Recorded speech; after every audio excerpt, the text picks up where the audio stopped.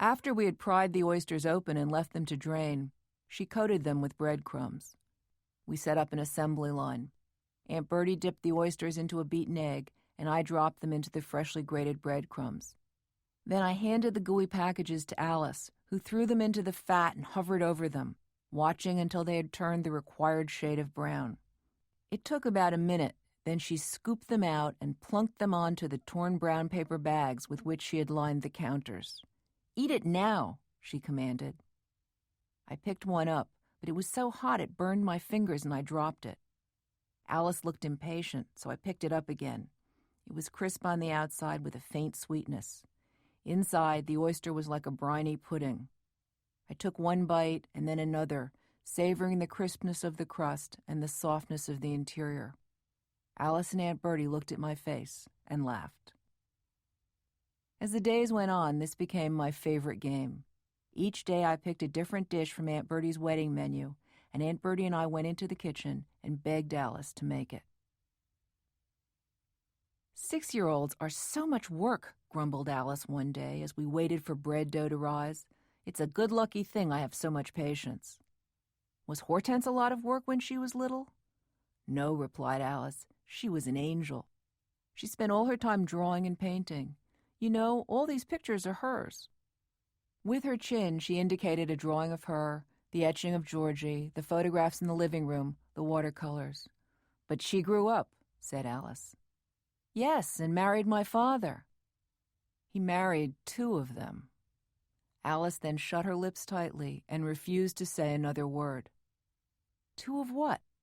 It sounded as if she meant more than just 2 women. That night, we poured grape juice into the best crystal, and after dinner, Aunt Birdie turned up the radio, and the 3 of us danced as if we were attending a fancy ball. Look, I said, pointing to one of the drawings on the living room wall. We look just like that. Both heads turned to the drawing. Alice said, My, how Hortense loved to dance. Aunt Birdie stopped in mid-step. She went over to the sofa and sat down. The dancing was over. The next night, my parents came back from Europe. Alice was making roast beef, mashed potatoes, spinach, and creamed onions to celebrate their return. They'll appreciate it after all that fancy French food, she said, opening the oven to baste the meat. I took a deep breath, inhaling the richness of the roasting meat and the sweetness of the onions. I bet they never ate anything this good in Paris. Alice smiled. Hortense always said your father was a man who appreciated meat and potatoes. How did she die? Alice stopped and stared at me. What makes you think she's dead? Isn't she? Might as well be, said Alice. Are you sure all that spinach is really clean? The dinner was a big success. My mother gave Aunt Birdie a cashmere sweater. My father devoured the creamed spinach, gave Alice a silk shawl, and told her that she could still make a better meal than any restaurant in Paris. That reminded me of what Alice had said. As my father carried me down to the taxicab, I murmured into his neck, What happened to Hortense? I'll tell you in the morning, he said. But by morning he had changed his mind. I decided she must have done something really terrible. Maybe she had killed someone. Maybe she was in jail. It was years before I found out the truth. By then I was in college, and Aunt Birdie, through dint of sheer longevity, had unexpectedly become an heiress.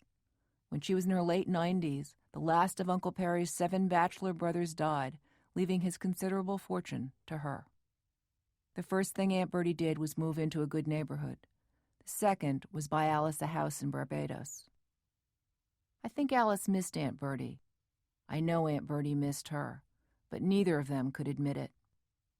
Take good care of your Aunt Birdie, Alice wrote, sending me the recipe for her apple dumplings. And she told me, finally, where Hortense had been all those years. In a mental institution. That's it? I asked my father. That's the mystery? That's all there is to it? She's in a mental institution? Yes. Silly, isn't it? But why wouldn't anybody talk about her? He looked sad. They were ashamed. There was something else, too. They thought it was their fault that she was so frightened. As her illness progressed, she became unable to touch anything that had ever been touched by another person, and they felt they had somehow done something wrong. I looked back, picturing that warm, crowded apartment, trying to imagine how those two sweet ladies could have hurt anyone. I pictured the three of us in the kitchen, and I heard Alice saying once again, "He married two of them." Suddenly I understood. Crazy women. "Do you think they were to blame for her illness?" I asked. "Well," he answered slowly, "they certainly didn't prepare her very well for the real world."